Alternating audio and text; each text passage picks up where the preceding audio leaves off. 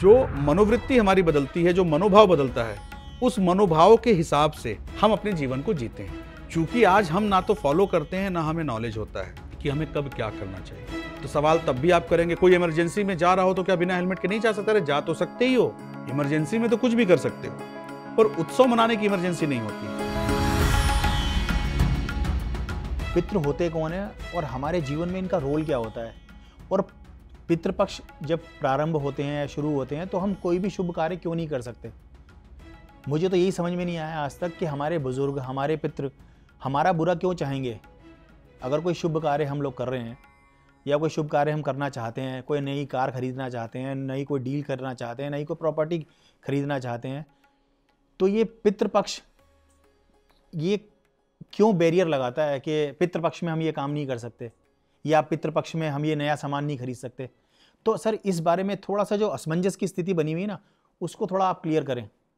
सचिन जी, आप उम्र में बहुत छोटे हैं, पर इतने भी छोटे नहीं हैं कि आप समझ नहीं सकते।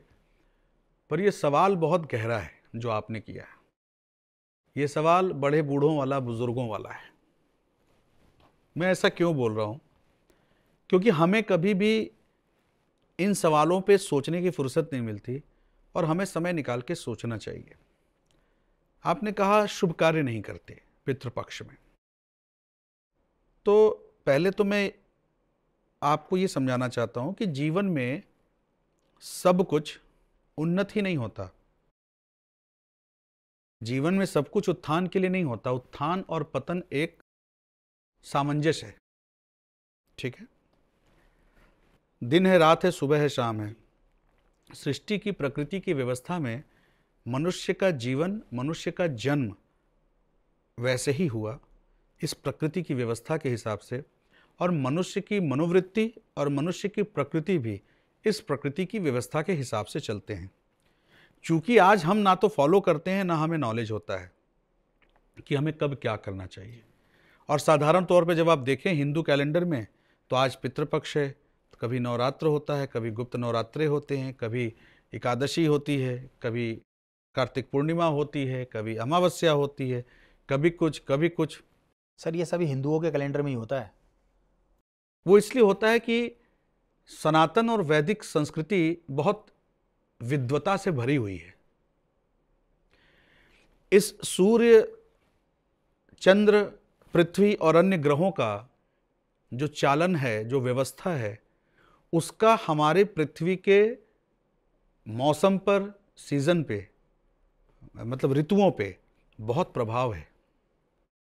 और जैसी ऋतुएं होती हैं, उस ऋतुओं के हिसाब से सृष्टि पे, मतलब पृथ्वी पे, सृजन और उत्पत्ति का खेल चलता है, जो आम आदमी समझता नहीं है।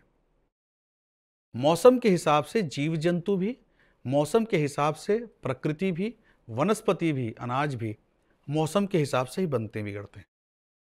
इतना तो आप जानते होंगे, मौसम के हिसाब से कितने फल आते हैं, थोड़े दिन के बाद खत्म हो जाते हैं। लेकिन आजकल सिस्टम थोड़ा सा बदल रहा है। वो अलग बात है। मैं प्रकृति की व्यवस्था की बात कर रहा हूँ। अदरवाइज तो लोग आज 12 महीने गोभी भी निकाल रहे हैं, 12 महीने आम भी निकाल रहे हैं। बिल्कुल। पर जो आप प्रकृति की व्यवस्था को समझें, जो मैं आपको समझाना चाह रहा हूँ, जो प्रश्न आपने पूछा कि प्रकृति की व्यवस्था के हिसाब से सब कुछ चलता है, ठीक उसी प्रकार विवाह करना या घर में कोई और उत्सव मनाना, हमारे जीवन में दो ही विशेष उत्सव होते हैं। कौन से? एक ऋतुओं से जुड़े हुए त्योहार और एक अपने निजी जीवन के त्योहार। निजी जीवन में क्या आता है हमारे यहाँ? शादी विवाह आते हैं, बाल बच्चों की जन्मतिथियाँ आती हैं, जन्मोत्सव होता है, ठीक है? ये निजी जीवन के उत्साह होते हैं और निजी जीवन के त्यौहार होते हैं।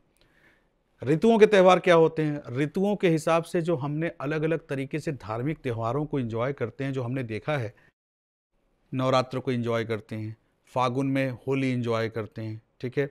इस तरीके से आप देखें दीपावली, ठीक है, रामनवमी, दशहरा, इन सब चीज़ों को जो हम एंजॉय करते हैं, ये ऋतुओं के हिसाब से जो मनोवृत्ति हमारी बदलती है, जो मनोभाव बदलता है, उस मनोभाव के हिसाब से हम अपने जीवन को जीते हैं। ठीक उसी प्रकार इन ऋतुओं के और वातावरण के, मतलब प्रकृति की व्यवस्था के अनुसार कुछ अवधि ऐसी होती है जिस अवधि में कुछ विशेष ऊर्जाएं शांत होती हैं, कुछ विशेष ऊर्जाएं बहुत ही गतिशील होती हैं, एक्टिव होती हैं। ऐसे समय में हमारे बुजुर्गों ने, पुरखों ने पितृपक्ष का जो ये मास रखा कि ऐसे में हम पितरों का ध्यान करेंगे, हम पितरों को तर्पण देंगे, हम पितरों का याद करेंगे, हम कोई खुशी नहीं मनाएंगे।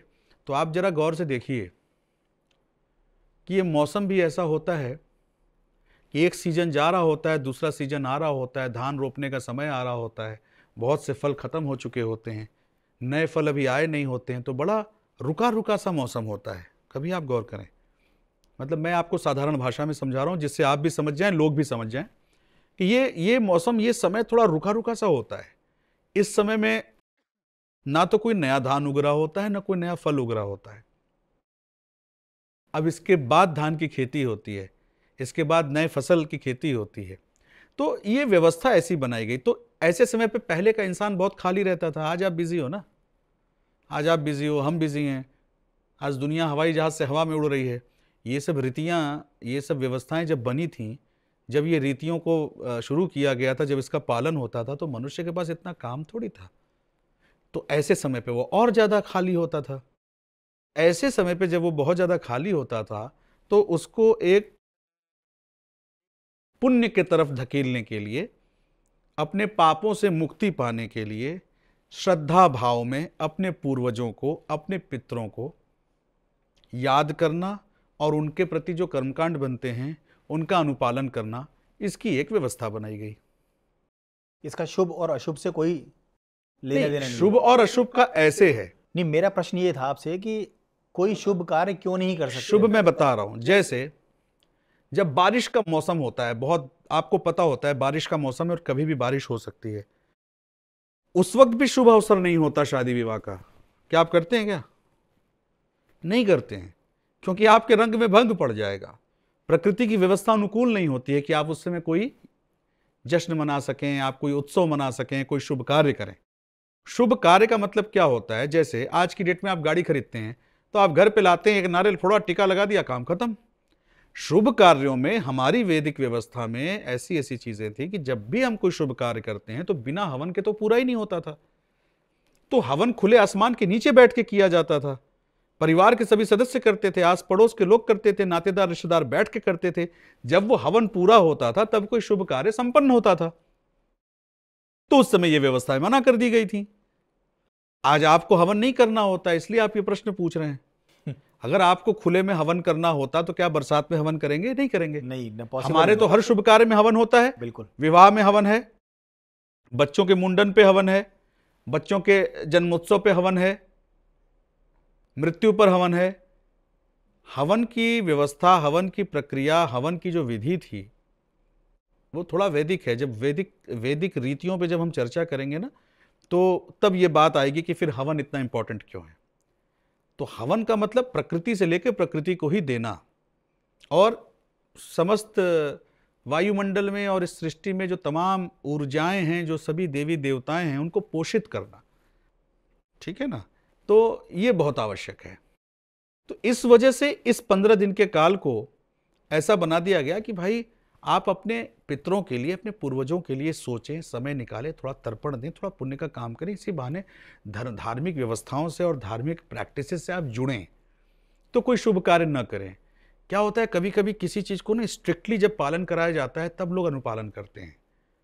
जैसे आपको कह दिया जाए कि बिना हेलमेट के नहीं निकल सकते, तो सवाल तब भी आप करेंगे, कोई इमरजेंसी में जा रहा हो तो क्या बिना हेलमेट के नहीं जा सकता? अरे जा तो सकते ही हो, इमरजेंसी में तो कुछ भी कर सकते हो, पर उत्सव मनाने की इमरजेंसी नहीं होती।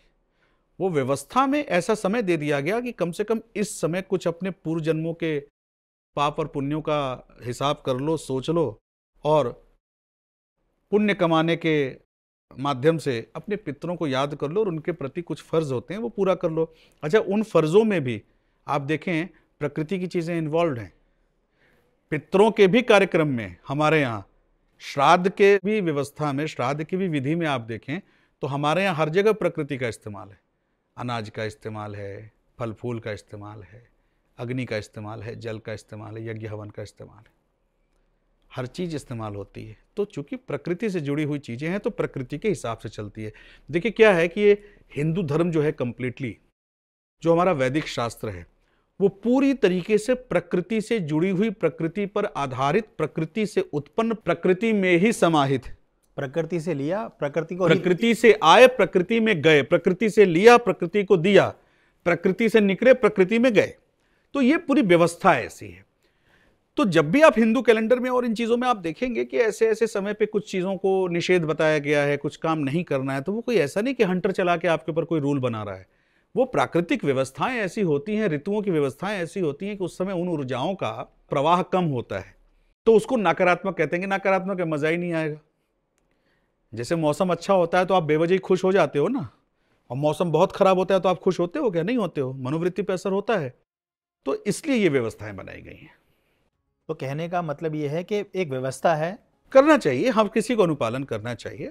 अगर हम अपने पितरों के लिए कुछ डेडिकेटेड टाइम निकाल के उनके लिए कुछ करते हैं, या उनके करने के माध्यम से, बहाने से हम कोई प्राकृतिक कर्मकांड करते हैं, तो उससे प्रकृति का ही भला है और प्रकृति से ही हम आप हैं।